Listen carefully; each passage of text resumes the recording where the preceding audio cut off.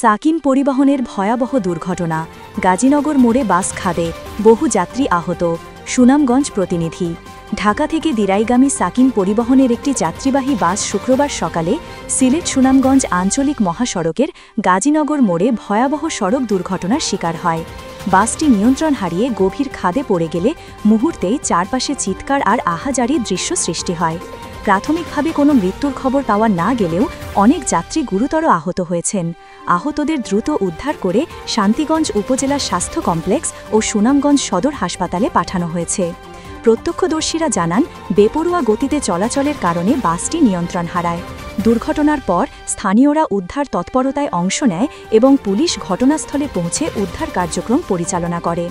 উল্লেখ্য, সিলেট সুনামগঞ্জ হাইওয়ে রোডে প্রায় প্রতিদিনই ঘটছে প্রাণঘাতী দুর্ঘটনা। অল্প অসতর্কতা বা অতিরিক্ত গতিতে চালানোর কারণে নিমিষেই ঝরে যাচ্ছে অমূল্য প্রাণ। এলাকাবাসী মহাসড়কে নিয়মিত টহল ও কঠোর আইন প্রয়োগের দাবি জানিয়েছেন। ঘটনাস্থল গাজীনগর মোড়, শান্তিগঞ্জ, সুনামগঞ্জ ৩ ঘটনার সময়। আহতদের অবস্থান শান্তিগঞ্জ স্বাস্থ্য কমপ্লেক্স ও সুনামগঞ্জ সদর হাসপাতাল।